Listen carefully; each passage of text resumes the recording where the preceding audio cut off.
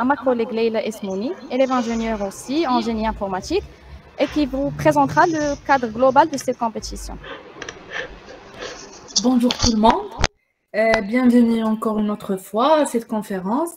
Et pour commencer, l'ONRST est une organisation ONG privée à but non lucratif dont le siège est basé sur Rabat, Maroc.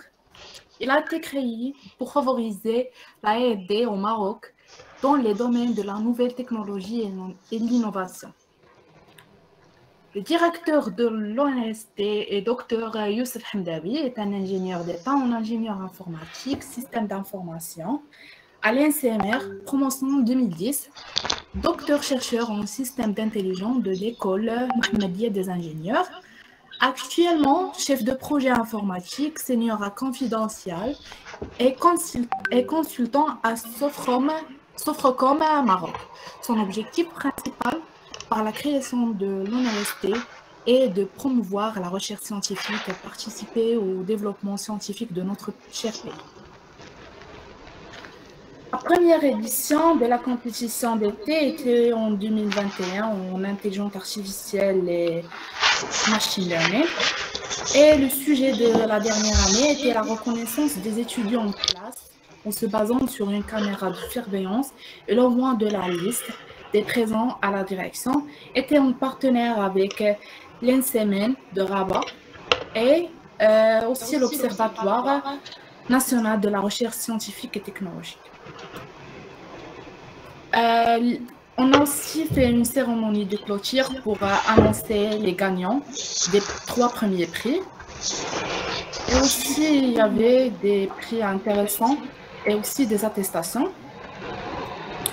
Pour la deuxième édition de la compétition d'été 2022 en intelligence artificielle et machine learning, on a pour cette année 2 projets, 2 partenaires industriels et 3 encadrants académiques et plusieurs sources de financement, avec des attestations et des prix favorables. Notre compétition de cette année est en collaboration avec nos partenaires qui sont Devactus et Archicad. Devactus est un éditeur de logiciels et une société de services informatiques. Son objectif est d'améliorer l'expérience numérique de ses clients en utilisant des connaissances en tous les domaines de l'informatique. Pour Archicad est un cabinet de consulting et conseil IT basé sur Rabat. Ils sont spécialisés dans le portage salarial, la formation IT, le développement logiciel. Leur pool de talents opère dans différentes branches et secteurs, comme le mobile, le digital, management, etc. Notre collaborateur, c'est Yazid Salhi, de la part de Devactus.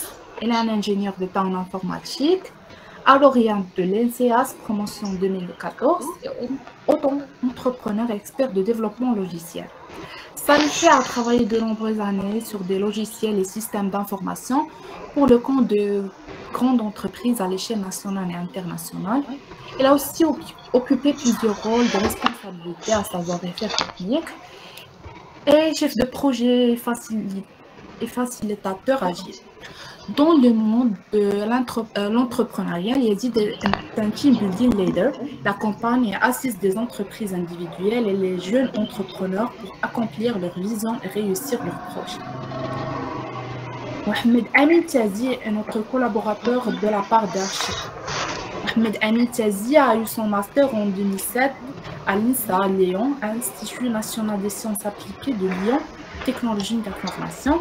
Après plusieurs expériences en France et Maroc, actuellement consultant senior à OpenCell et CEO et fondateur de Archicad depuis 2004. Pour notre compétition, on a 2 sujets.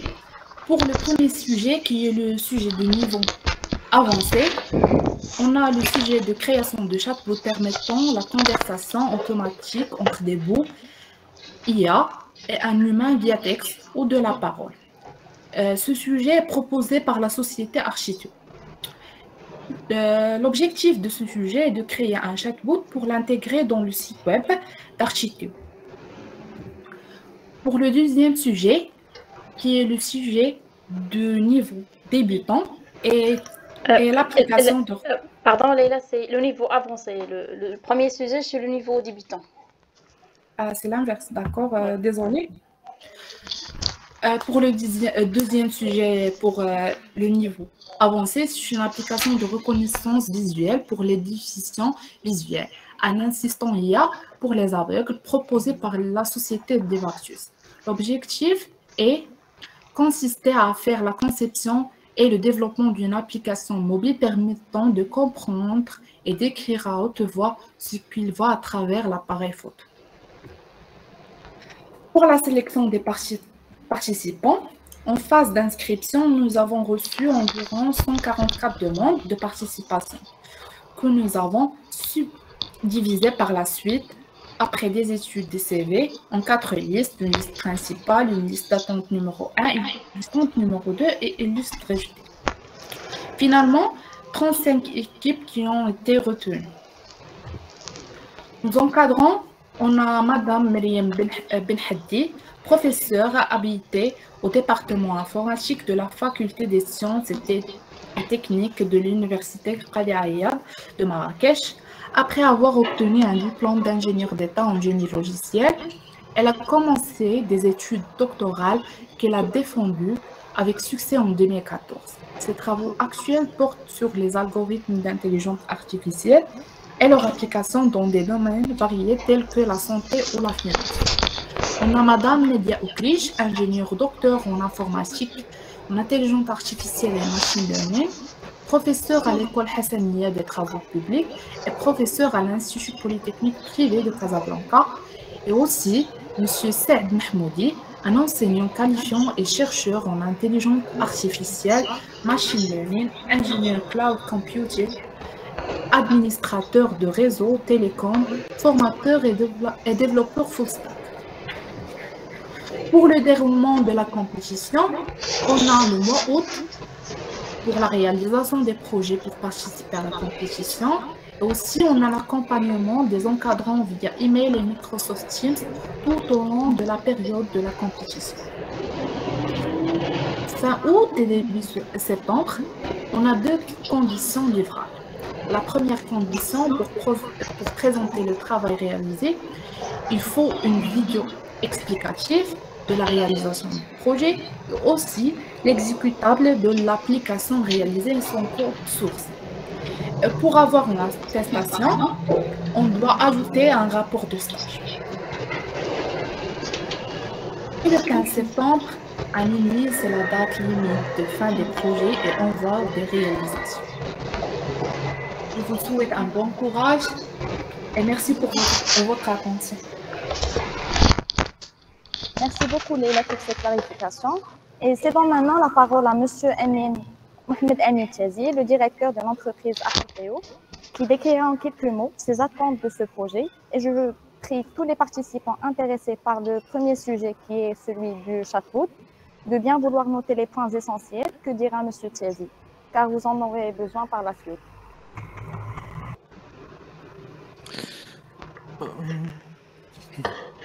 Bonjour à vous, merci pour votre présentation si claire.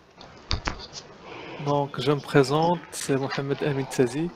Donc je suis le directeur agent de la société Architeo Maroc, qui est un cabinet de consulting IT qui opère en secteur national et international. Donc nous spécialisons de tout ce qui est IT, développement, intégration, management. Et ça fait plaisir de participer à cette cérémonie-là, de cette année. Donc le projet, c'est autour d'un chatbot qui va être intégré au site web d'Architeo et qui va proposer des options intelligentes aux utilisateurs du site web.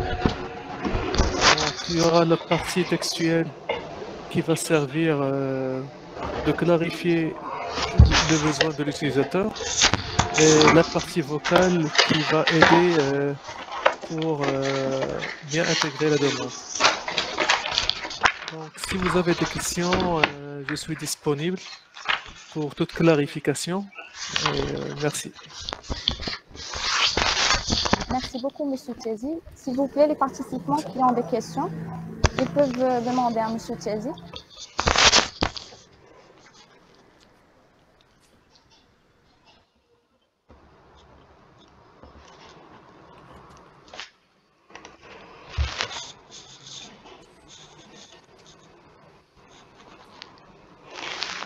Alors, pour les participants, vous êtes libre à utiliser votre micro pour poser des questions directement à Monsieur Tazi concernant le chatbot, le projet numéro 1. C'est un projet normalement pour le débutant, mais on souhaite avoir vraiment des techniques basées sur l'intelligence artificielle pour répondre et satisfaire tous les besoins de site web de Monsieur de Architio.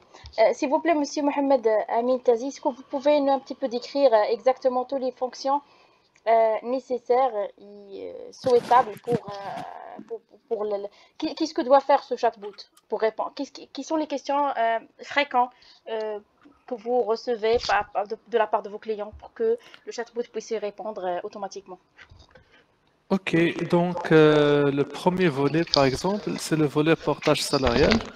Donc, il y a deux types de clients qui peuvent utiliser le site web. Sur ce volet-là, le premier, c'est le candidat qui veut postuler pour une certaine offre. Du coup, le chatbot peut identifier l'utilisateur, lui proposer de fournir certaines informations élémentaires et lui proposer d'uploader son CV.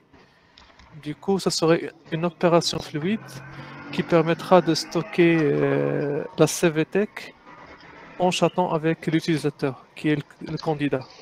Et aussi, ça concernera le client qui veut faire du portage salarial, être un partenaire. Et comme ça, elle peut lui fournir un formulaire de contact pour remplir des informations nécessaires, avec une manière plus facile et plus conviviale. D'autres types de clients peuvent être des clients intéressés par la formation, certainement du B2B. Et donc là, si on détecte que c'est un client qui veut faire de la formation, c'est de lui poser des questions sur la nature de sa société, combien de collaborateurs vont bénéficier de cette formation et quelle est leur perspective.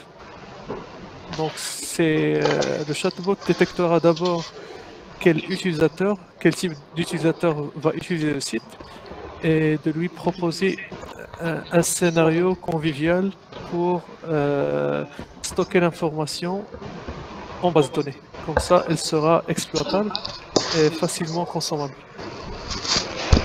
J'espère que je suis clair et n'hésitez pas à poser vos questions. Merci beaucoup. Bon, pour moi, c'est clair, mais on attend toujours les étudiants que vous pouvez soit écrire vos questions ou soit utiliser directement votre micro pour poser des questions.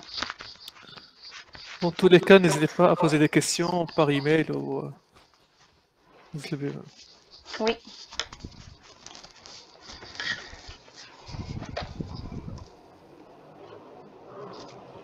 Bonjour. Oui. Bonjour. J'ai une question. Comment ça va passer au niveau de base de données qu'on va utiliser pour construire le modèle d'intelligence artificielle? Je peux fournir un accès à la base de données où vous pouvez créer des tables et ça sera du relationnel, du SQL, où vous pouvez créer des tables qui vont recevoir les données du chatbot et interagir avec.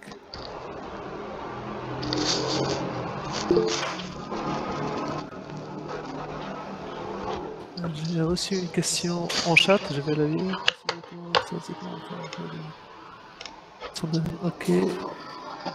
Ok Fatima, je viens de recevoir votre question.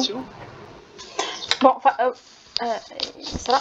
Donc, pour la question, c'est surtout à propos de prérequis. Est-ce que c'est nécessaire d'avoir des prérequis pour réaliser ce chatbot? Donc, d'abord, ça doit être une auto-formation pour appréhender le principe et commencer petit à petit sur le projet. D'abord, créer un chatbot qui communique avec le site web et après qui va stocker une information en base de données. Et après, on va augmenter un peu dans l'intelligence du chatbot. Donc, ça commence par une auto-formation. Après, une simple utilisation du chatbot qui n'est pas intelligente. Et après, ça va se compliquer petit à petit.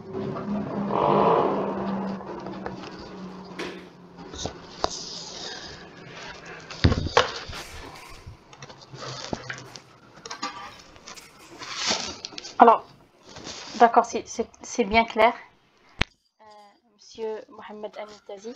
Donc, des autres questions, s'il vous plaît, n'hésitez pas parce que c'est vraiment c'est le moment pour le faire parce que Monsieur Mohamed Amin Tazi il est vraiment très occupé. Donc, pour vraiment donner une heure de son temps pour le projet, là, on vous remercie beaucoup, Monsieur Mohamed Amin.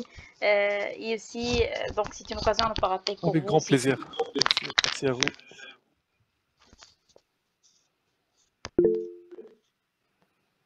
Bonjour. Oui, bonjour.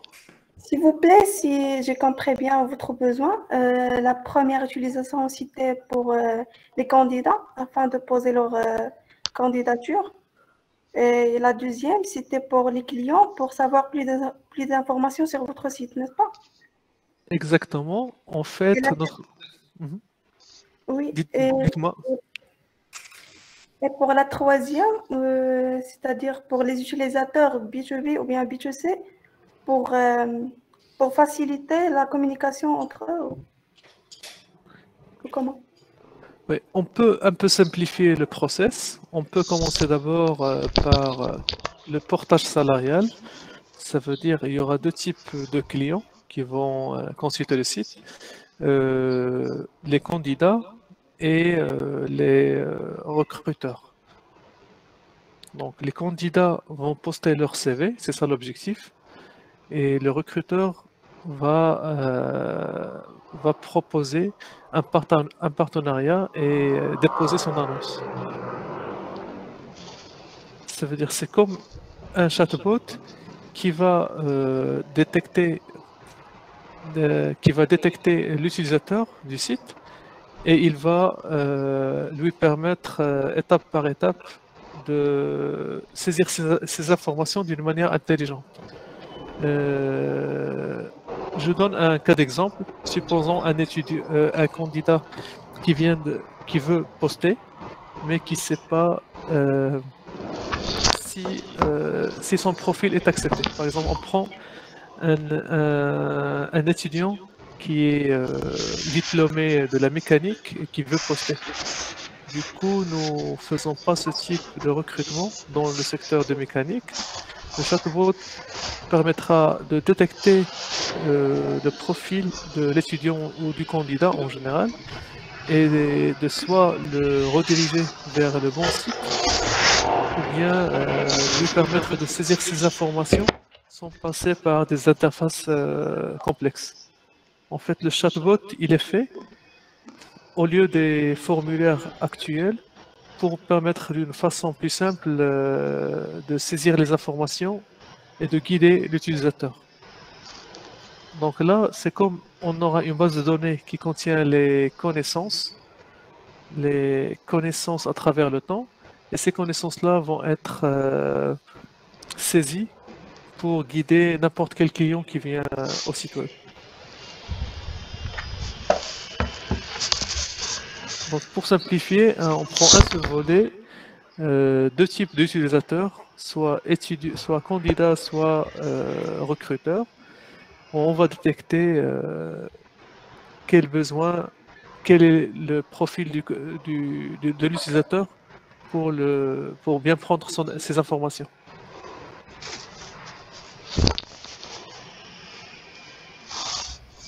D'accord, Monsieur Tchézi, je pense que c'est vraiment clair. Je vous en prie. Merci beaucoup. Alors, si quelqu'un d'autre a une question.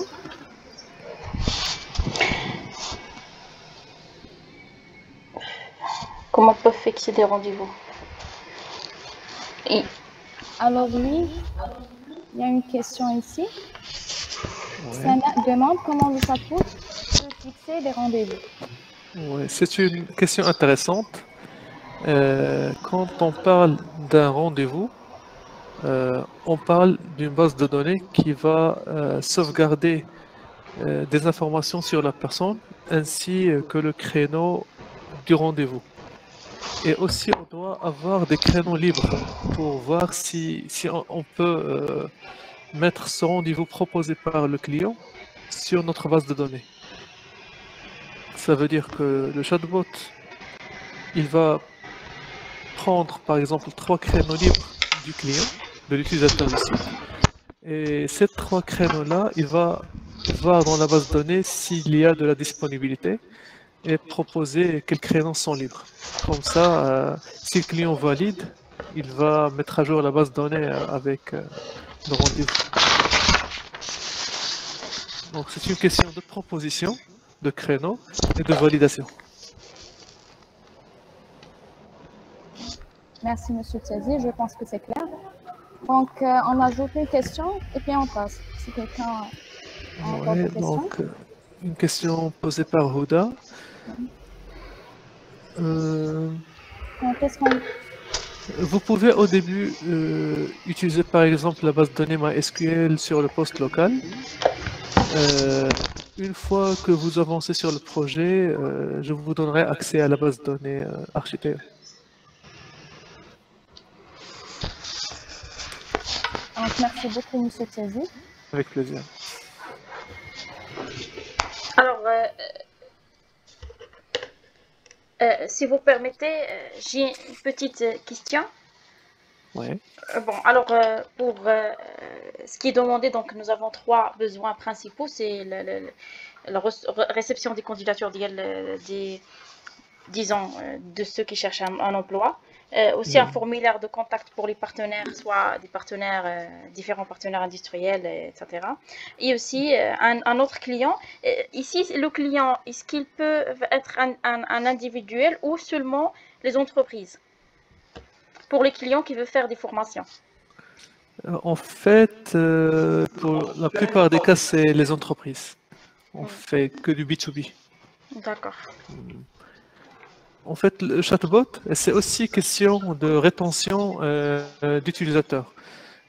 Supposons que quelqu'un rentre dans le site web d'Architeo, s'il va trouver un chatbot qui va lui proposer son aide, ça va permettre de classifier cet utilisateur et de le retenir pour des prochaines visites, ou bien de lui fournir un service qui va lui permettre de voir ce qu'il veut exactement. Oui. Oui, c'est sûr. Donc, merci beaucoup, Monsieur Tiazi, pour le temps que vous nous avez accordé. Et on passe maintenant... J'ai une dernière question, si vous permettez. Oui, avec plaisir. Concernant la collection des commentaires et des scores de satisfaction. Qu'est-ce que vous entendez par cela exactement? Ouais. En fait, il y aura... Vous pouvez répéter votre question? J'ai juste raté un mot que vous avez.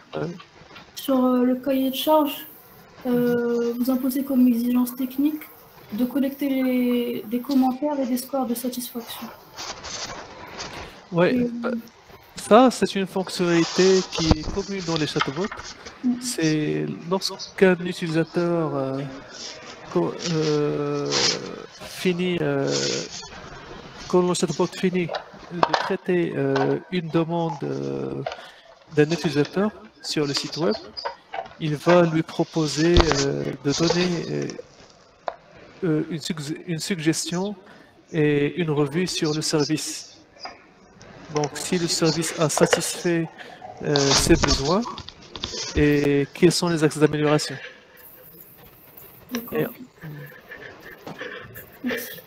Je vous en prie.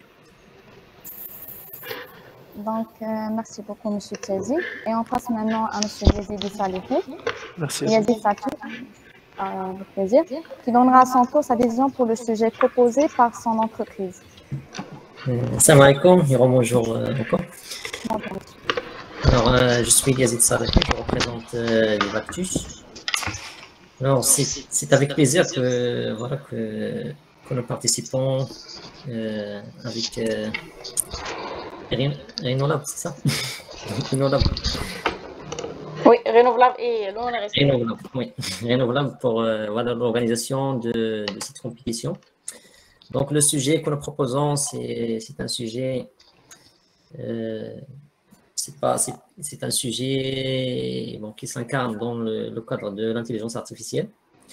Donc, le sujet, c'est donc le développement, ça consiste en conception et développement d'une application mobile pour la détection des objets. Donc, comme vous savez, aujourd'hui, dans le domaine, il y a une expansion dans le monde de l'intelligence artificielle. Donc, il y a beaucoup d'applications.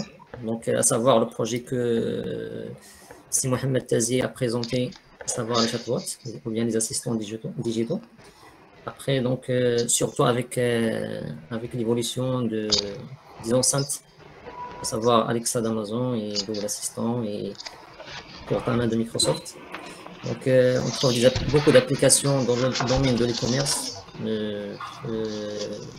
Donc là, on parle des applications de système de reconnaissance. Donc, on les trouve dans le domaine de l'e-commerce, dans les robots.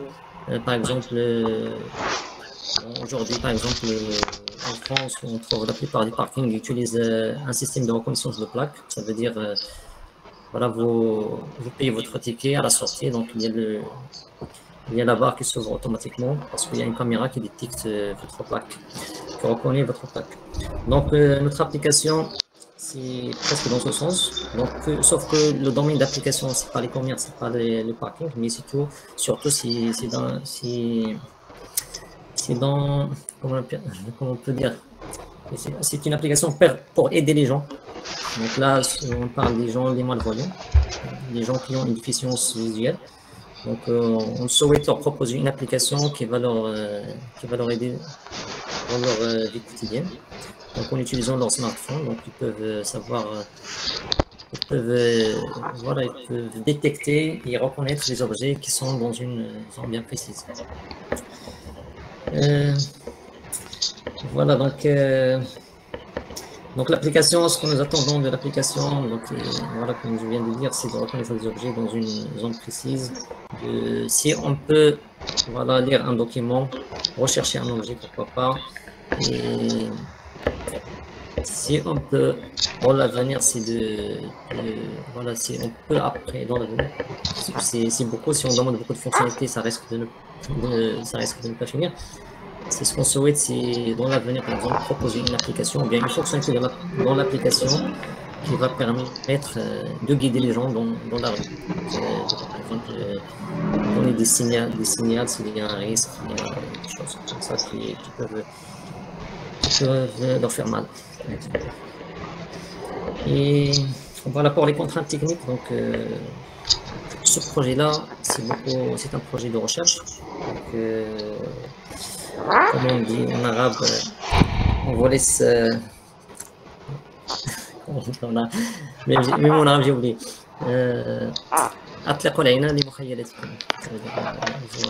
Vous imaginez les solutions que vous pouvez mettre en place. Donc, ça ne serait pas évident, effectivement, de mettre un modèle qui va peut-être tout reconnaître, tout détecter. Donc voilà, ça serait donc de la recherche, c'est pour trouver des modèles qui peuvent reconnaître plus des objets. Sinon, vous pouvez, voilà, si vous trouvez par exemple des modèles de reconnaissance dans un domaine bien précis, bien par type de catégorie par exemple, vous pouvez développer votre application dans ce sens. Ça veut dire au niveau de l'application, vous pouvez proposer des catégories de détection. Donc l'utilisateur peut choisir une catégorie, donc il peut détecter la catégorie sélectionnée. Sinon, puisque l'application elle est destinée aux malvoyants, donc voilà, il faut bien soigner il faut qu'il soit facile à utiliser. Et j'ai oublié de parler de la fonctionnalité de text-to-speech. Donc, l'objectif, effectivement, c'est de détecter les objets, après de transcrire ces objets en voix. Donc là, c'est une bonne fonctionnalité, la détection d'objets, et voilà, de prononcer cet objet-là à haute voix en utilisant votre smartphone, bien évidemment. Voilà, donc, je ne sais pas si vous avez des questions, parce que j'ai pas préparé de grand-chose sur ce sujet-là. Donc, si vous avez des questions, parce que je pense que c'est un sujet un peu clair, voilà, comme j'ai dit au début, il y a beaucoup d'applications de détection d'objets, beaucoup de domaines d'application. Donc, sauf que nous, voilà, nous souhaitons que cette application soit dédiée pour les malvoyants. Après, pour l'entreprise, donc, nous, pour ce projet-là, on vise disons, de construire un socle ou bien une base. Après, donc, on peut extend, on peut on peut faire évoluer après pour certains domaines. Savoir, voilà, comme j'ai dit tout à l'heure, la reconnaissance des plaques de voiture, par exemple, ou bien même dans le domaine de l'e-commerce. Parce qu'aujourd'hui, il y a je pense Amazon, il a mis en place un système qui permet de faire les courses. Voilà, vous sortez et automatiquement, le système, il sait ce que vous avez pris et automatiquement, vous serez prélevé par le montant de vos courses. Donc nous, parce qu'en fait, on a intégré ce domaine dans notre entreprise juste cette année-là. Donc voilà, on a des gens qui sont experts dans ce domaine, dans le domaine de l'intelligence artificielle. Donc, on a travaillé sur des applications, savoir les chatbots, et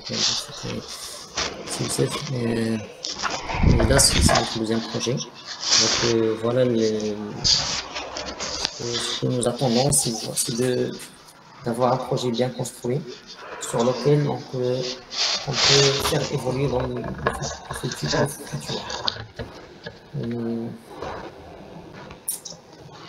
Voilà, je pense que j'ai tout dit. Donc, si vous avez des questions, n'hésitez pas. Merci beaucoup, Monsieur Yazid. S'il vous plaît, si vous avez des questions, c'est à vous le micro. Oui, merci.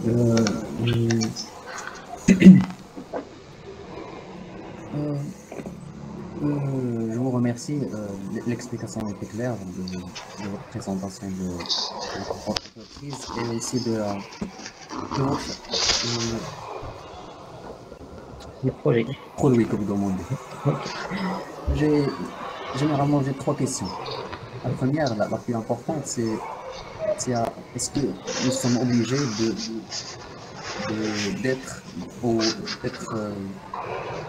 de respecter littéralement le cahier de charge? Est-ce qu'on doit créer l'application avec Kotlin, Java ou Flutter? On ne peut pas non, pour moi, comme j'ai dit, vous avez le choix pour moi, vous avez le choix de type. Donc, vous avez le choix. Donc, l'essentiel, voilà, c'est parce que c'est je pense sur le document, c'est juste une proposition d'outils. Après, vous avez le choix de développer avec les outils que vous voulez. Parce que, comme j'ai dit au début, c'est un sujet un peu de recherche. Donc, vous trouvez plusieurs outils qui font ça. Mais ce que je vous conseille, c'est d'aller plutôt sur les solutions qui sont open source. Bon, si vous n'avez pas le choix, vous n'avez pas le choix. Il faut le dire, il faut nous communiquer ça. Voilà, vous n'avez pas le choix d'utiliser voilà, c'est ça ma question. Est-ce qu'on a le choix d'utiliser d'autres frameworks en anglais, autres que Kotlin ou Java? Oui, pour le langage, vous pouvez utiliser n'importe quel langage. Vous pouvez utiliser Python.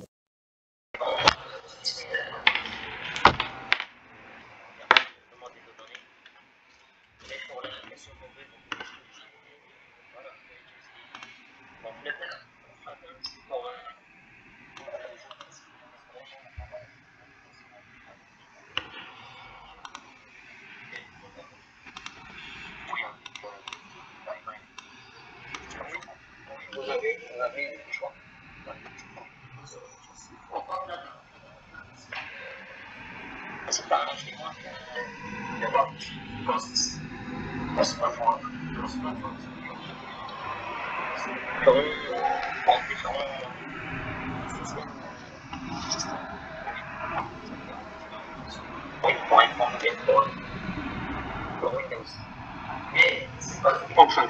pour moi, si vous présentez une application,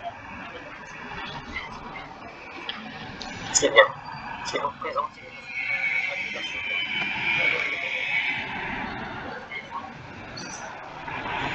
mais bon, pour le reste, c'est un peu pareil. Donc, si vous avez du temps, vous n'êtes pas obligé. Choisir un langage qui vous force. La deuxième question. Quand je fais vous savez,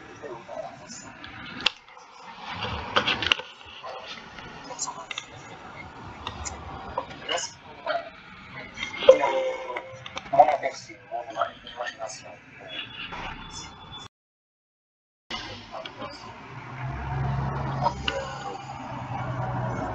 Qui concerne mon aperçu.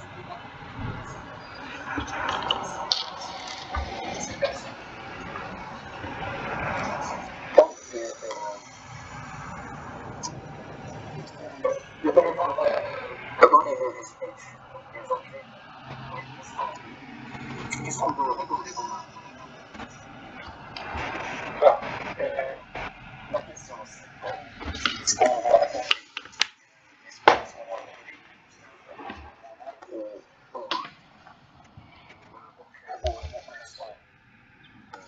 Des planches ou bien une capture de photo pour faire l'analyse et donner la son. Alors, supposons détecter toute technique. Déjà pour l'ouverture d'application, moi je imagine, parce que je pense aujourd'hui sur les smartphones. Bon, ça c'est pas vrai. Si je m'essaie de trouver faire ça, c'est la manière de démarrer l'application avec. Parce que par exemple, dans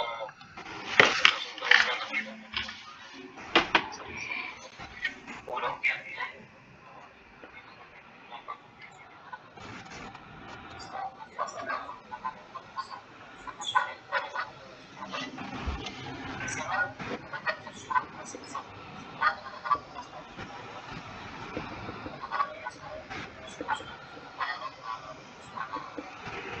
les codes de l'application et l'application e-commerce. Donc là, je pense pour moi, ce que j'envisage, c'est la détection en direct. C'est pas les captures d'écran et manière de détecter. Et surtout, définir une scène. Et voilà ce qu'il faut aider ça. Oui. Pour les autres, pour autant, bien sûr. Parce que le smartphone va faciliter tous les objets dans le capture en temps réel.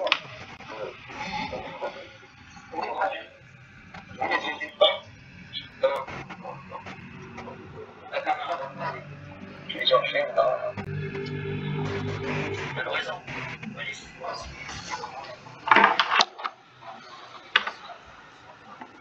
Comme ouvre l'application,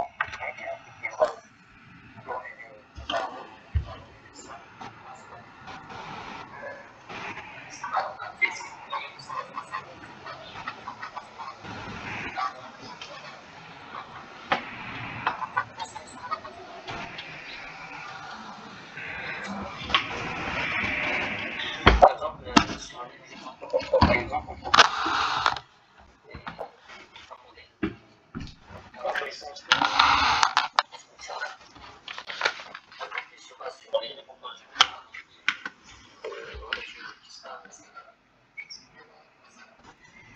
et là, par exemple, envisager par exemple donc la détection, elle est basée sur la demande de ce client. Il dit que je peux détecter ce qu'il y a maintenant dans la caméra, et il appuie sur un bouton. Non. En fait, je sais pas, quand j'ai dit, vous pouvez imaginer où vous voulez. Moi,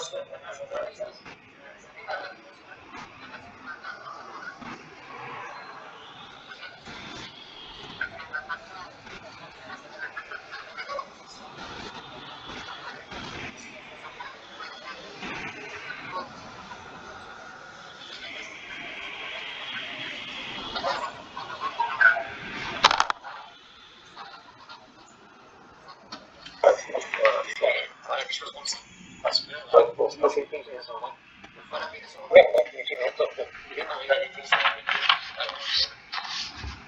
pour arrêter dès que voilà, une question à voir. Mais, ce que je ne sais pas, en même temps, voilà, vous développez l'application pour les gens qui peuvent l'utiliser comme nous. Après, voilà, il faut savoir comment simplifier les actions. Parce que les actions, pour les utilisateurs ordinaires, pour les malvoyants, ça serait là. Mais ça serait employé. Comme là, pour l'université, mais voilà, c'est votre conception de l'application. Voilà, c'est de faire ça. Et j'apprécie l'explication.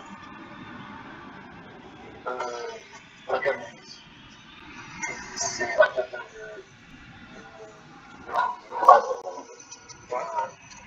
comment on va.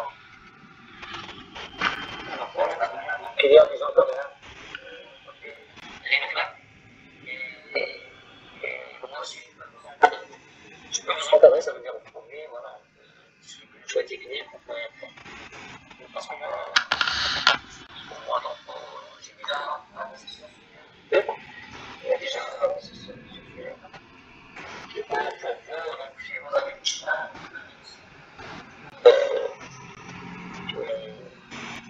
voilà, donc je suis, voilà, donc actuellement, vous pouvez nous rejoindre sur mon mail. Si vous avez des questions, vous avez. Voilà, je suis là, je suis là, je suis ouvert. Merci, c'était clair. On a trois encadreurs. De la compétition, et vous vous accompagnez des mêmes Microsoft Teams.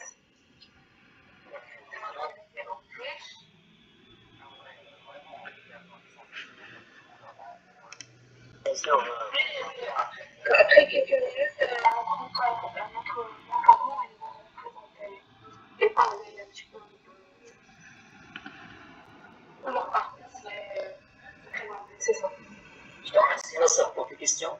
Et mon objectif aussi de la compétition, c'est nous, on va entreprise, c'est le projet, moi, c'est pas moi, c'est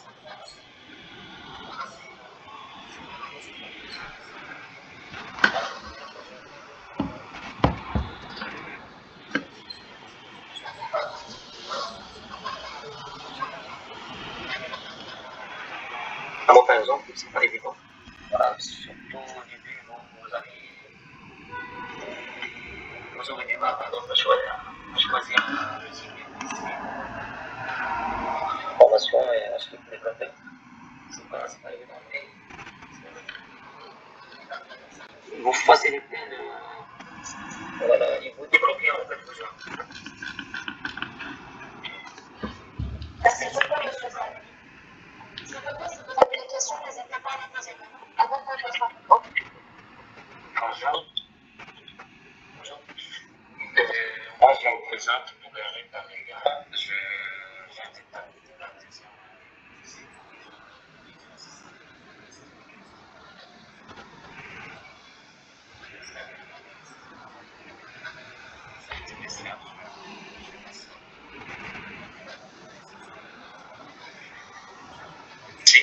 Le comité d'organisation et aussi les entreprises partenaires, c'est une occasion inutile. Donc, c'est une seule question. Moi, c'est par rapport à l'évolution de la solution. Je sais que c'est, bien sûr, c'est pas grand-chose d'entraîner un modèle de machine learning et d'implanter ça dans une application. flatteur. Mais la question, c'est par exemple, aujourd'hui, des fruits. L'application est en cours d'utilisation.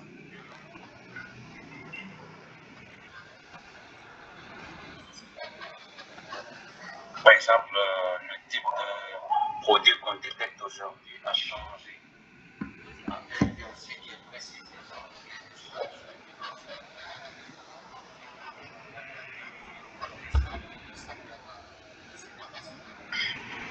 Les mises à jour. Alors, je ne sais pas comment. C'est ça ma question et merci. C'est une excellente question. Alors, pour moi, parce qu'en général, l'application mobile, c'est l'implément. L'implément, on peut imaginer l'implémentation.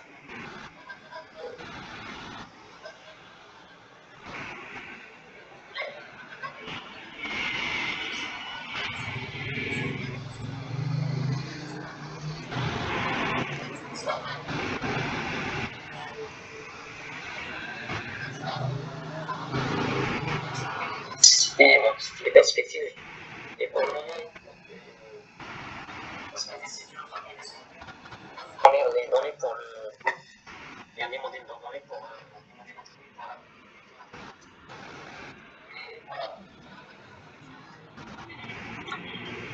voilà, le plus simple, voilà, le plus simple pour nous, c'est d'intégrer le modèle statiquement dans l'application et de l'utiliser. Pourquoi? Parce que si vous voulez développer une application,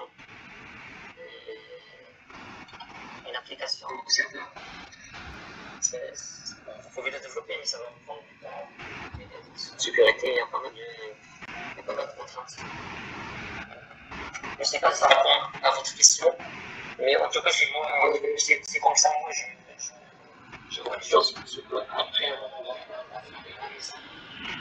il faut tout ce qui est données, il faut le mettre dans un serveur. Comme ça, il sera dynamique. Les mises à jour sont automatiquement visibles sur l'application. Merci.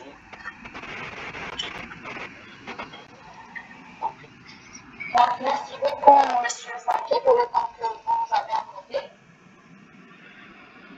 Je vous en prie, c'est avec plaisir. Est-ce qu'il y a une autre question de monsieur Kylian Yusuf? On va ensuite par la suite. Oui, monsieur Saki. Ok. Bonjour. Moi, j'ai une question. J'ai vu qu'il y a une salle à vous. Streaming directement sur le téléphone. Ça fait à quel moment j'ai des catégories différentes catégories qui nous ont donné sur le marché. Différents éléments dans les streaming et que notre suite automatiquement. Je veux dire, comme ça, on a plus de produits en ligne, automatiquement les modèles vont ici. Et les suites vont commencer directement. Et tu, par exemple, si on essaie d'avoir une classification directe, tu n'as pas mieux. Par exemple, automatiquement, les gens sur par exemple, sur catégorie directrice, je pense que vous avez raison. Vous avez raison. Effectivement, ça. Je pense que vous avez raison. Voilà, donc, ce sont les contraintes, voilà, c'est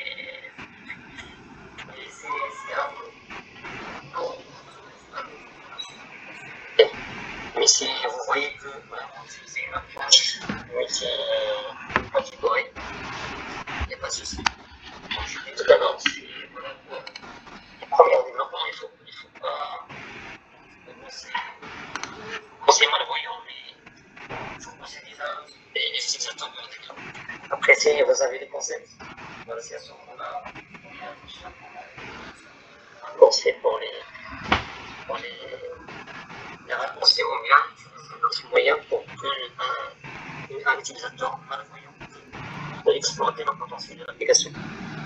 Je sais pas si on peut imaginer ça.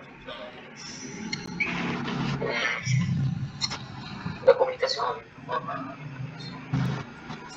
je n'ai aucune idée pour le moment, mais on peut réfléchir à des solutions. Par exemple, dans ce cas, on va proposer si la personne peut détecter quoi directement. Enfin, si vous voulez que ça soit du streaming direct, est-ce qu'on pouvait, par exemple, ajouter des tâches de conjoncture à ce moment, ça sera, et puis les l'ensemble, le premier en face, et puis après, il peut continuer. Pas forcément que ça soit du streaming. Je n'ai pas compris le technique de capture, ça veut dire sauvegarder. Oui, bien, voilà.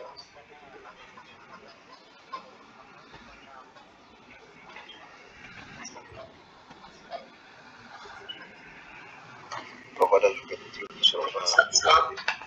Ça, c'est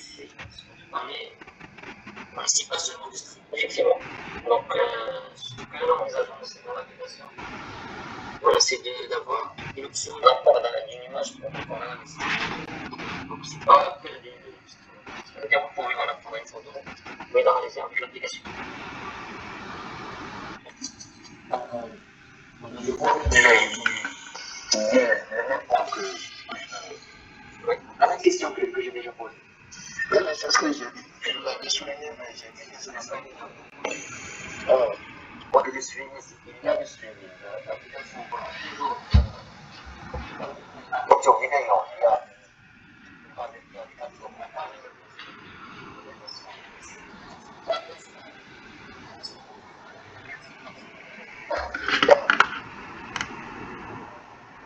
on va demander à cette organisation de dire à on l'écran. Il faut que quel que soit le pays, Il faut avoir un moteur. Pour dire, voilà, on démarre la détection. Je vois la reconnaissance des objets commence. Je vois que dire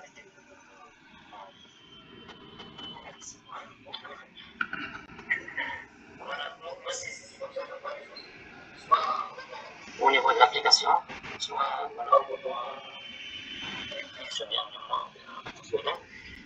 Une fois sur l'application, démarre la reconnaissance des objets. Voilà, chaque objet détecté, il faut le servir. Après, si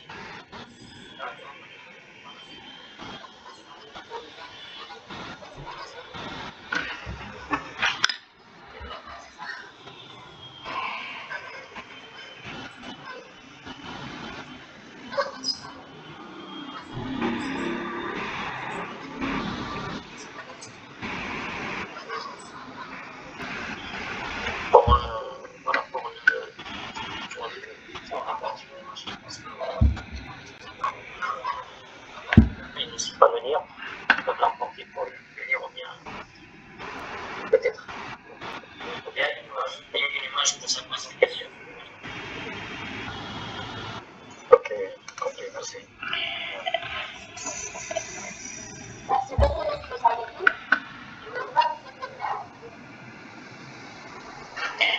Oui, Oui. s'il vous plaît, ça, donc, parce que le directeur de l'observatoire est un petit peu pressé, il a des empêchements tout de suite, donc oui, bien sûr, oui. Alors,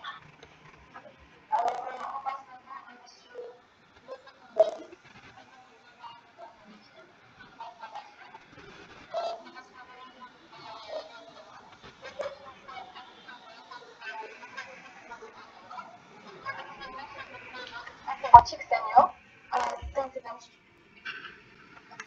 Son objectif principal par la création de l'UNRSE, promouvoir de la recherche scientifique et participer au développement scientifique de notre pays. Donc, on fait la parole à M. Hamdaoui.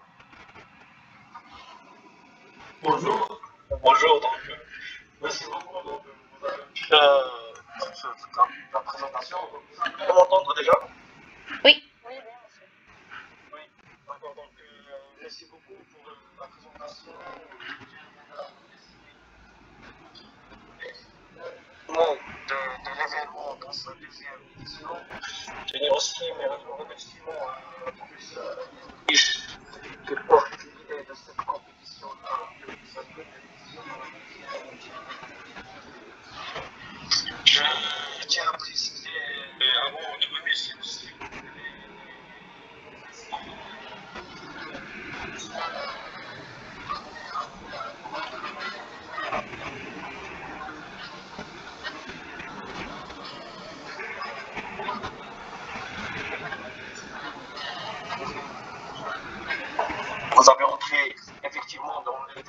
donc c'est déjà rassurant.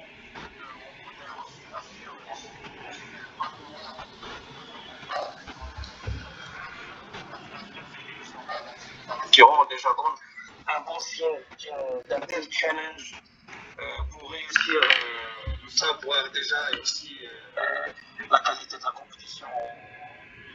Donc effectivement, l'observatoire est là comme objectif la promotion de la recherche scientifique et aussi l'intégration de telles technologies et de telles compétences dans le marché national. Parce que l'intelligence artificielle, les technologies, les entreprises qui cherchent à intégrer ce savoir-faire et cette machine learning pour des objectifs soit d'automatisation, soit des prédictions. Donc, il y a un terrain assez riche. Et bien sûr, comme on dit toujours, l'appétit vient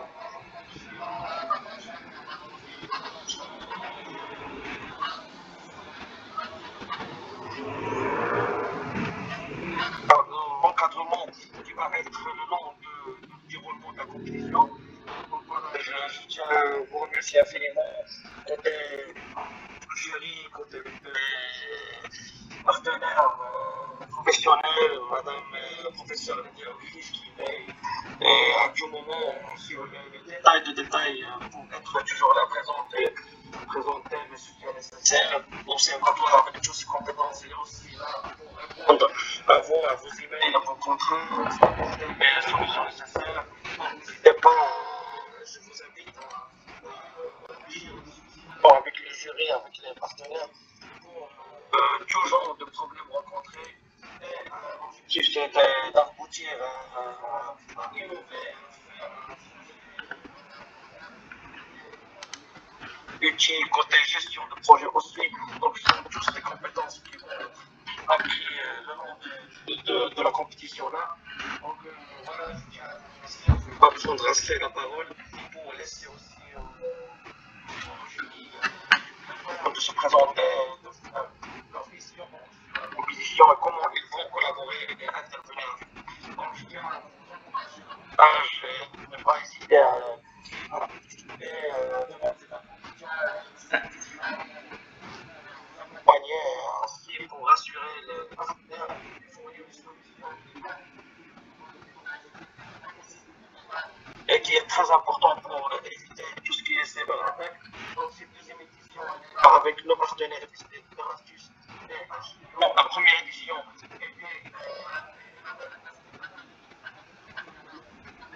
était l'industrie École nationale supérieure.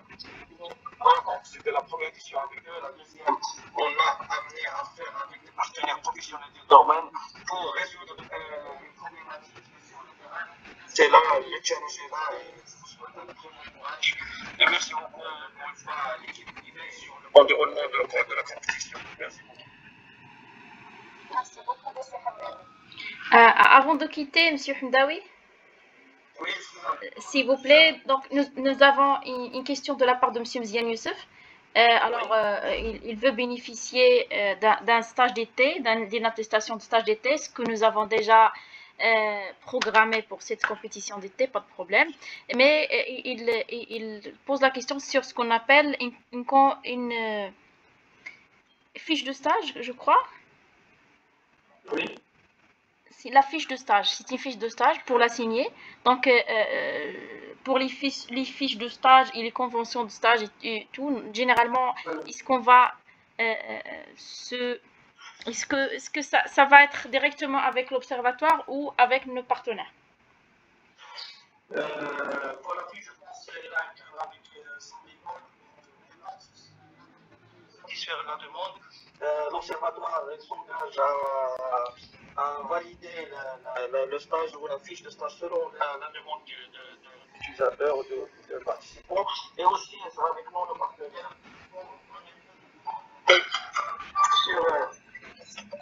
sur le stage, sur l'événement.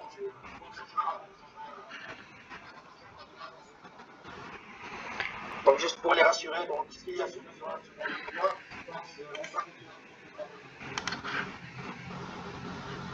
D'accord, d'accord, c'est bien compris. Donc, pour les fiches de stage, donc vous pouvez l'envoyer directement à l'observatoire. Donc, pour la signer, c'est surtout si en cas que c'est urgent, je sais pas, mais si c'est pas de problème jusqu'à la fin, donc on peut aussi, bien sûr, la signer avec nos partenaires. Bien sûr.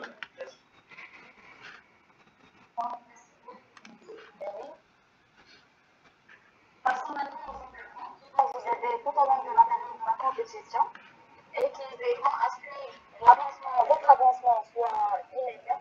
Et donc, on commence par Mme Myriam Berhadi, professeure associée de machine learning et intelligence artificielle et diplômée, à qui on cède la parole. Madame Myriam? Oui, bonjour. Bonjour, vous m'entendez? Oui, bonjour. Je suis Myriam Berhadi, professeure à la faculté des sciences et techniques de Marrakech. Pour l'intelligence artificielle et Big Data, j'enseigne ces deux disciplines. J'encadre des projets de fin d'études pour les filières d'ingénieurs, de master, et j'encadre aussi des doctorants, des thésards. Donc je suis très présente parmi vous pour cette édition cette année-là. Je pense que cet événement est créé par Nadia Ouklis.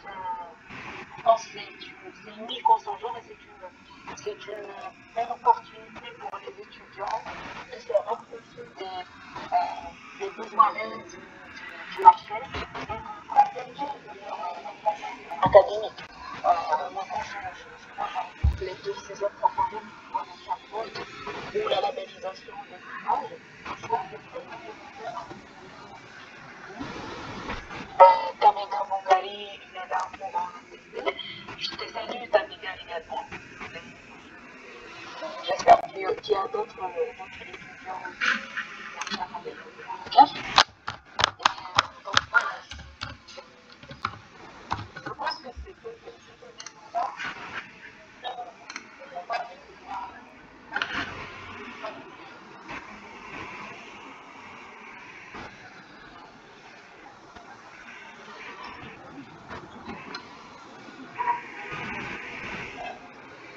Est disponible en travaillant dans les plateformes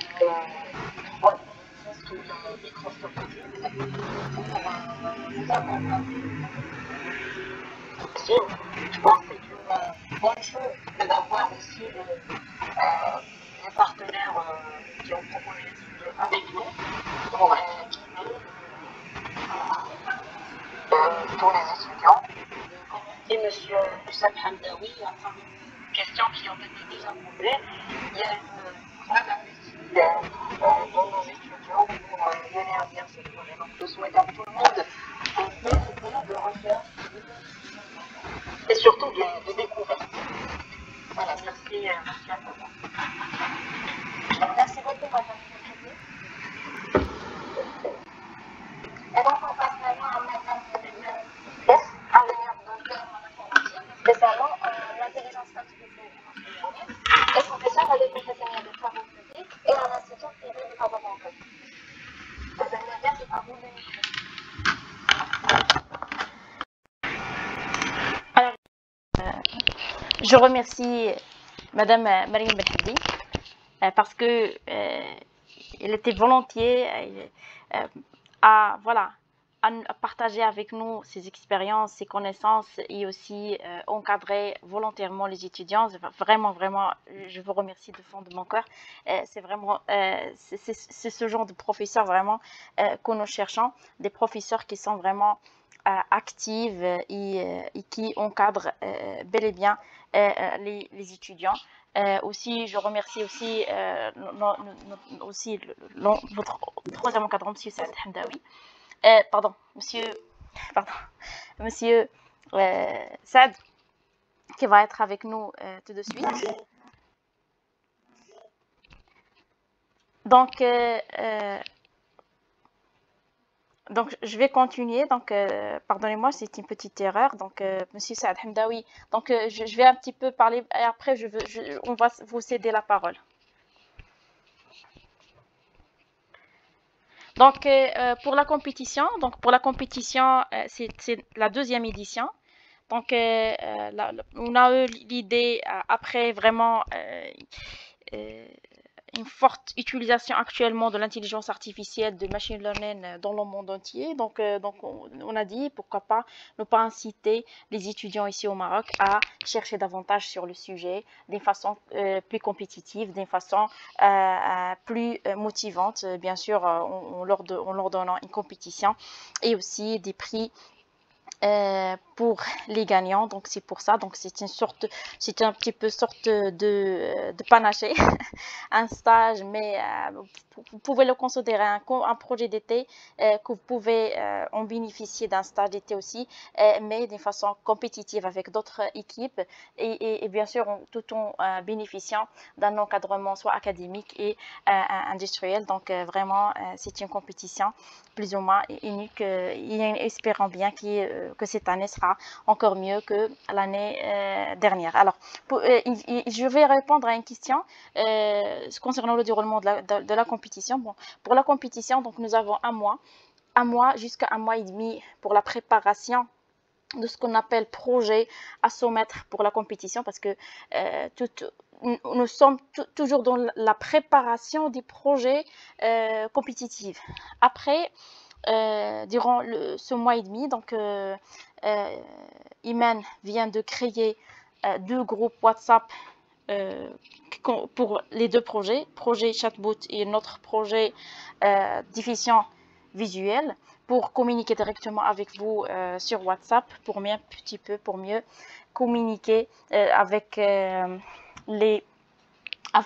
la comité organisationnelle et pourquoi pas au choix avec les encadrants. Bien sûr, nous avons aussi d'autres plateformes telles que le Gmail, telles que aussi le Teams, etc. Il y a vraiment plusieurs plateformes qu'on peut utiliser pour communiquer avec tous nos partenaires, soit industriels, soit aussi encadrants académiques. Bon, durant ce mois et demi, donc vous allez préparer vos projets, le projet que vous allez livrer et que vous allez donner au jury. Donc nous aurons aussi d'autres membres du jury qui seront bien sûr différents des encadrants, d'autres membres dont il y aura nos partenaires industriels, c'est-à-dire les 2 entreprises Architio et Divactus, mais avec aussi d'autres membres du jury, Inch'Allah, qui vont sélectionner les projets les plus marquants, les projets qui vont être sélectionnés pour la finale. Donc pour la finale, ce sera Inch'Allah en présentiel. Généralement, on cherche toujours un partenaire académique pour le faire. Ça sera Inch'Allah soit à l'NCMR ou à l'IMPT à Rabat. Inch'Allah, ça sera en présentiel, dont on va accueillir les finalistes, les participants finalistes qui ont réalisé des grands projets. Bien sûr, tout le monde va bénéficier d'une attestation de stage, au besoin, attestation aussi de la compétition, d'avoir participé à la compétition, mais pour les finalistes, ils vont aussi avoir une attestation de mérite, une attestation, d'autres attestations pour leur, un petit peu, féliciter à leurs travaux réalisés. Donc, une fois dans la finale, donc on va sélectionner généralement 3 équipes pour le projet 1, 3 autres équipes pour le projet 2 qui vont présenter directement leur projet devant le jury. Et bien sûr, après délibération, donc on aura 3 prix, premier prix, deuxième prix et troisième prix pour le projet débutant et 3 autres prix pour le projet intermédiaire. Voilà, donc c'est ça le déroulement de la compétition. Bien sûr, peut-être qu'il y aura d'autres partenariats avec les entreprises, les porteurs de projets, mais ça reste entre vous, entre vous étudiants et entreprises partenaires. Donc ça, c'est une autre opportunité, pourquoi pas, à saisir en cas, si bien sûr il y a des conditions pour la réaliser. Voilà, j'espère que j'étais un petit peu claire concernant le déroulement de la compétition et je souhaite aux étudiants et aussi à tout le monde une bonne journée ou une bonne c'est ce qu'on dit préparation pour la compétition, Inch'Allah, et que tout sera, Inch'Allah, gagnant. Merci beaucoup. Merci beaucoup, Madame Nadia. Merci beaucoup, Madame Nadia. Et donc, en plus de notre Madame Nadia,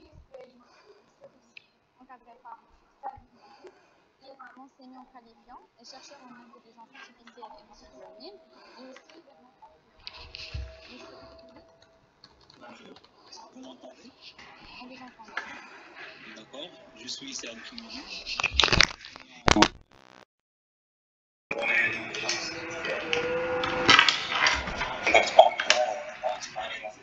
Je remercie le comité d'organisation de ce challenge, ce grand challenge. Pour ma part, je vois que cette compétition est une très très bonne opportunité pour les étudiants et même pour nous, les patrons, à travers laquelle on pourra acquérir, partager, discuter des informations et même des connaissances techniques. Bien sûr, que ce soit de base ou bien très avancées, surtout dans ce domaine.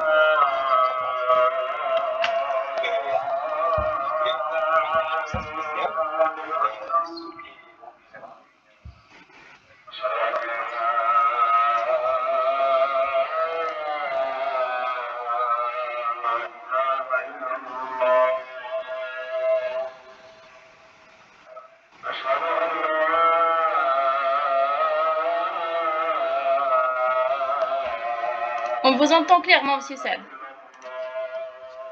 Vous m'entendez? Oui. Rapport de la part des étudiants. Donc, je vois bien que les deux sujets ont eu plusieurs traités ou bien une application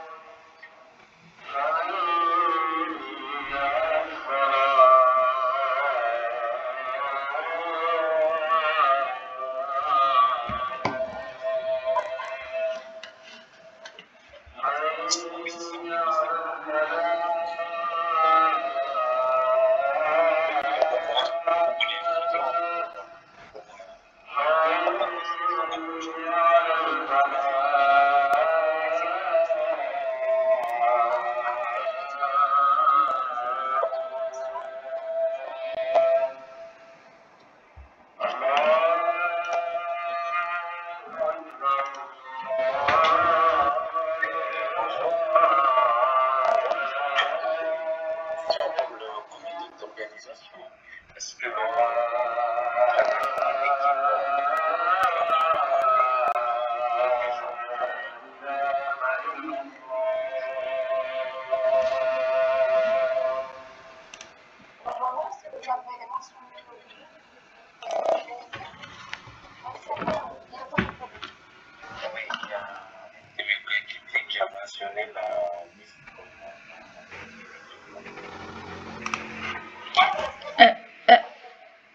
J'ai pas bien compris la question, Monsieur Bougari. Si vous avez, normalement, les membres de l'équipe doivent être mentionnés depuis le départ, depuis le premier jour que vous avez rempli le formulaire, vous devez mentionner les noms de votre équipe. Oui, en fait, on a déjà mentionné le nom de tous les membres de l'équipe. Je ne sais pas, est-ce que vous savez, on fait une équipe ou bien ce n'est pas ça juste continuer le travail.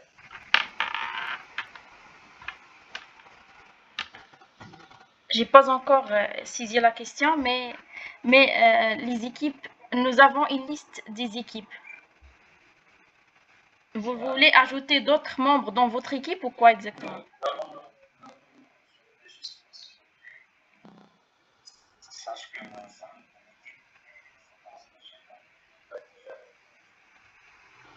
Ah d'accord, oui, oui. Non, si vous avez mentionné ça depuis le départ, donc, et bien sûr, vous avez mentionné exactement les membres de votre équipe, donc, pas de problème. Mais le problème, si vous voulez ajouter un autre membre qui n'a pas inscrit. Ça c'est à discuter.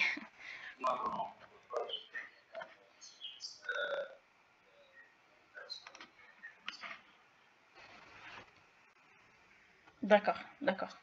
Ok, j'ai une question.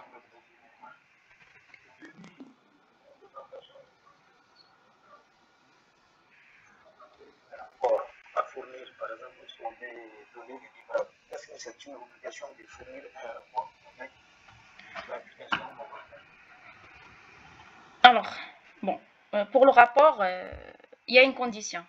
Bon, si vous voulez avoir une attestation de stage, vous devez accompagner votre projet par un rapport tel qu'un rapport de stage.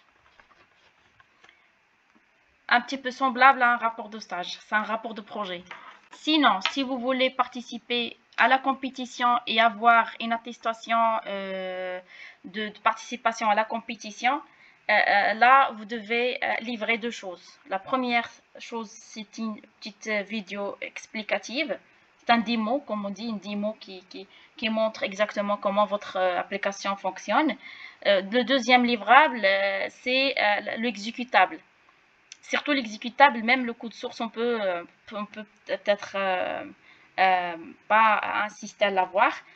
Surtout l'exécutable pour tester l'application directement sur un autre ordinateur. Parce que ma deuxième question, comme tous, nous ne connaissons pas trop comment on sur le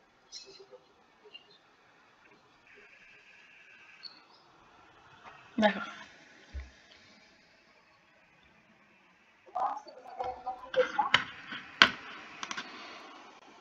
Il y a une question dans le chat de la part de Fatima. Ouarga, est-ce que je peux avoir les deux? Les deux, ça veut dire les deux attestations. Bien sûr que tu peux avoir les deux.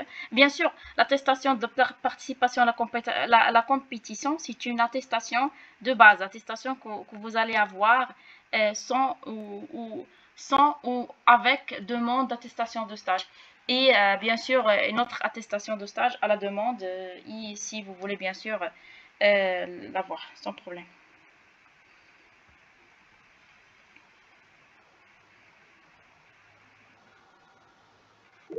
D'autres questions?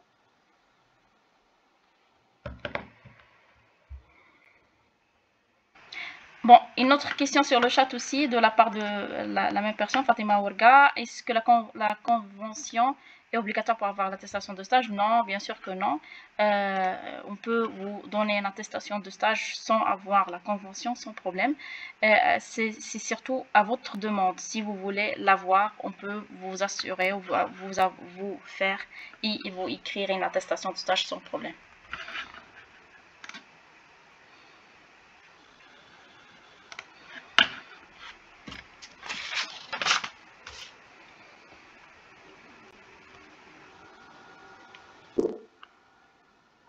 Vous avez encore des questions?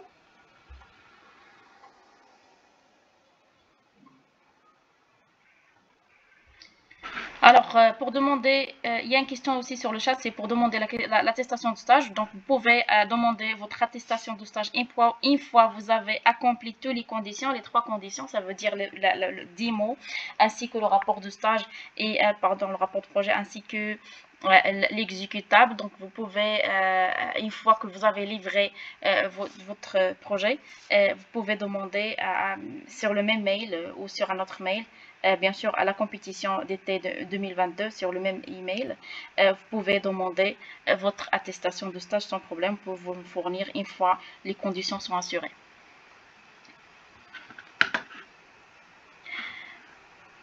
Une autre question de la part de Hamza, il demande quand on va livrer, donner les résultats. C'est généralement au début de mois octobre, donc mi-septembre, on va arrêter l'acceptation des rapports ou des projets. Donc, on va un petit peu dédier 15 jours pour les jurés pour voir à tête reposée tous les projets de toutes les équipes un par un et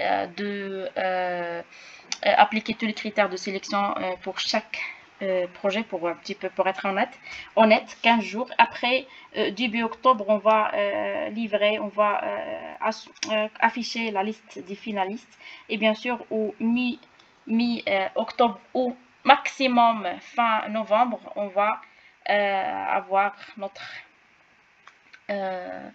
cérémonie de clôture.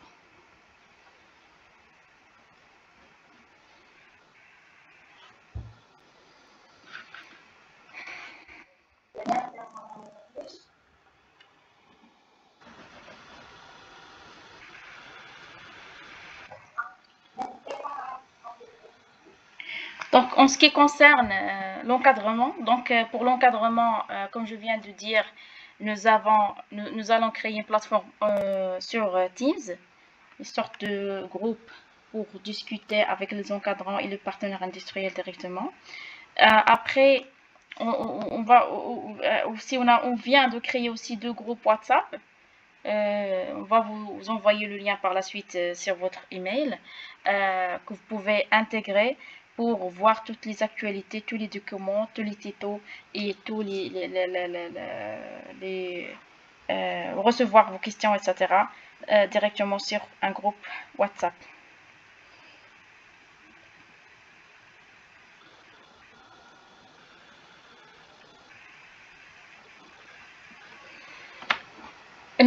Une dernière chose à dire pour les débutants, donc pour ceux qui ont encore du mal à comprendre l'intelligence artificielle machine learning. Donc là, on est des encadrants, on enseigne la matière, on travaille là-dessus, on a fait des recherches là-dessus. Donc c'est pour ça on est là, on est des encadrants pour vous encadrer. Donc n'hésitez pas à demander des cours, n'hésitez pas à demander des tutos, des liens, des questions précises. Si vous voulez même qu'on organise une sorte un petit cours en ligne pour vous, donc on peut le faire. Mais surtout, on va vous laisser travailler à tête reposée, à votre propre rythme. Mais on répond à vos demandes. C'est ça ce que vous devez retenir concernant le type d'encadrement.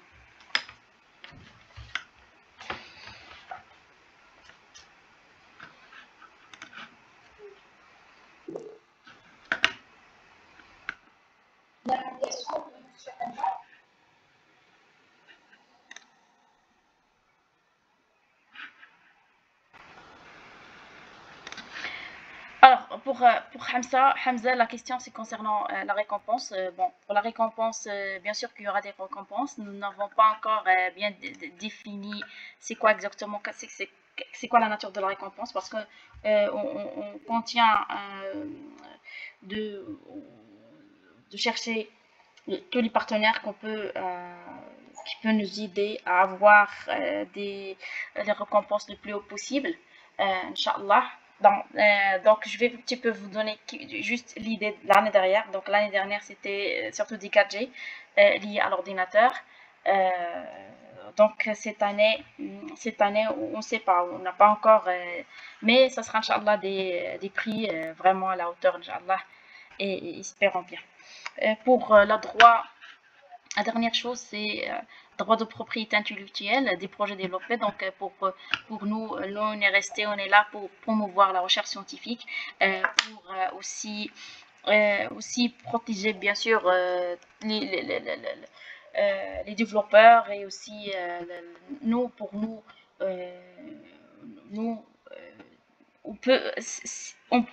on veut vos idées là-dessus. Si vous avez créé une application de haut niveau, et bien sûr que pour nous c'est une fierté que vous ayez, ou que vous pouvez avoir une attestation de droit de propriété intellectuelle sous l'eau on est resté. Donc pour nous, bien sûr, c'est une fierté.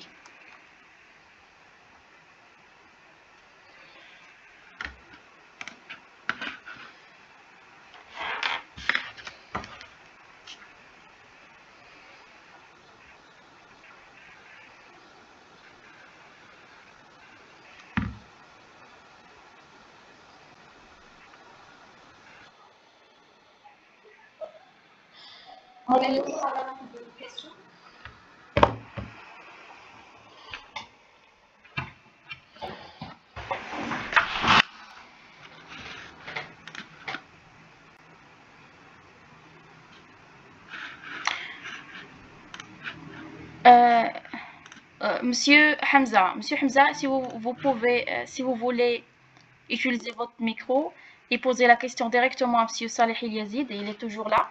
Pour nous, en tant qu'observatoire, on n'a pas de problème. Au contraire, nous sommes là, nous sommes une association, donc nous sommes là pour promouvoir la recherche scientifique, aider les étudiants et aider aussi les nouveaux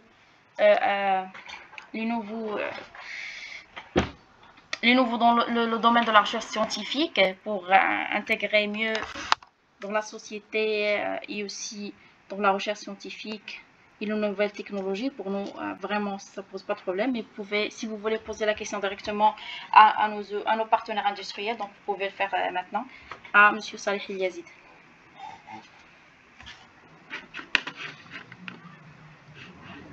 Alors, M. Salehi, vous êtes toujours avec nous?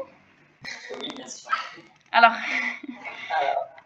Monsieur Hamza, il pose la question concernant la propriété intellectuelle au droit de son projet. Bon, ce qui est clair, c'est que les entreprises doivent sauf les participants. Mais ça c'est je pense cette question. Mais ça reste.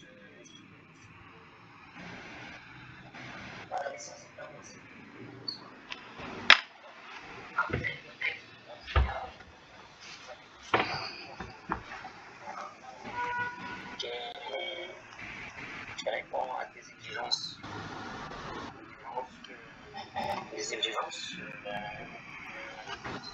pour les publics, pour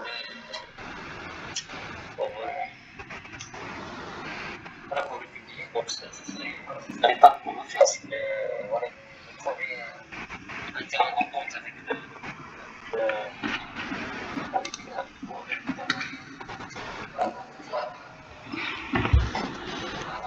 l'application publique, pour la fixe publique tout simplement. Après, voilà, clairement, ça va gagner. Donc, voilà, le coup de chance nous appartient, il nous appartient aussi.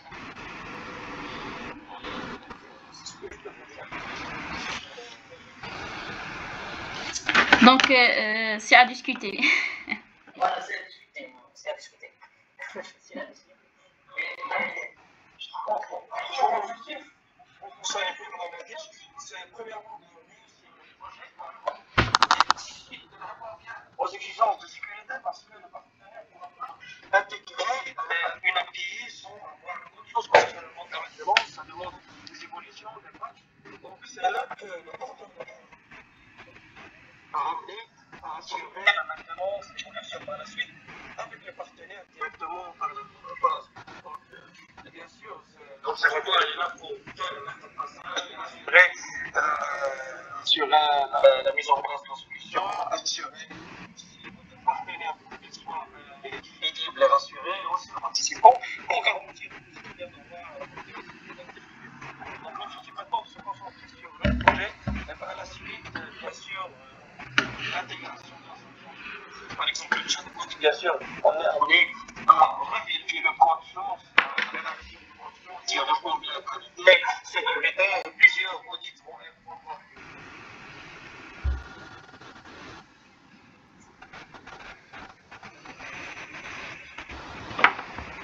Je suis d'accord avec vous. Voilà, donc c'est après vous. Ils ont proposé l'entreprise. C'est ça en fait. Ça, c'est un objectif. Pour vous-même.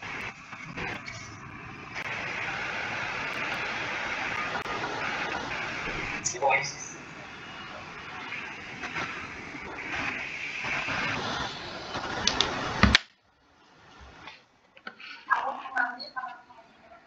De votre conférence. Et donc, avant de continuer cette conférence,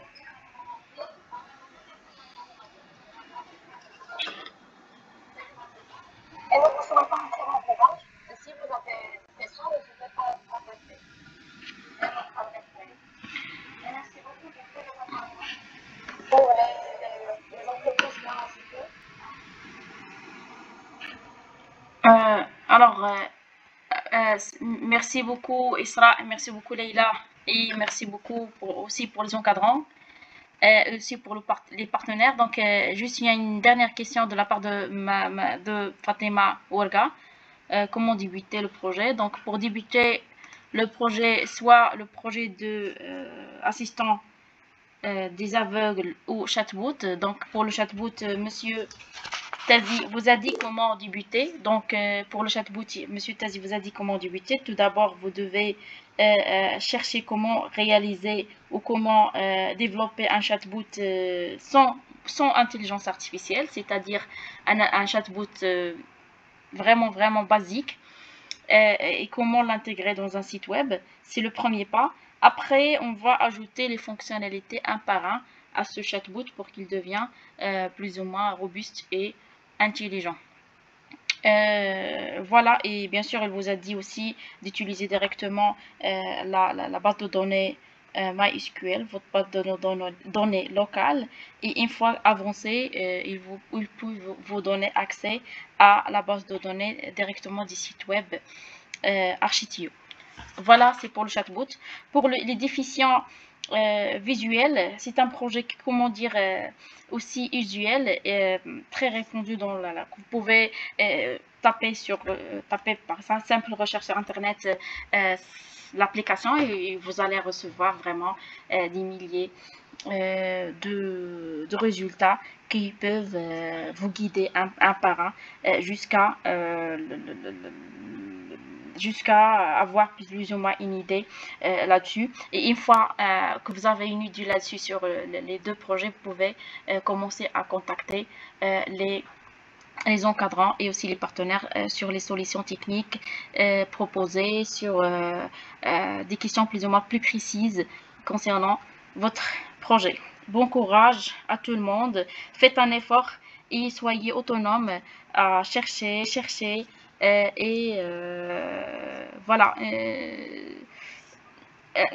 c'est un peu facile. Donc c'est un peu facile de réaliser les deux projets. Donc ne dites pas que c'est difficile. Il faut commencer par le plus simple et avancer pas à pas, un par un. Et Inch'Allah, vous réussissez Inch'Allah tous le projet. Bon courage à tout le monde.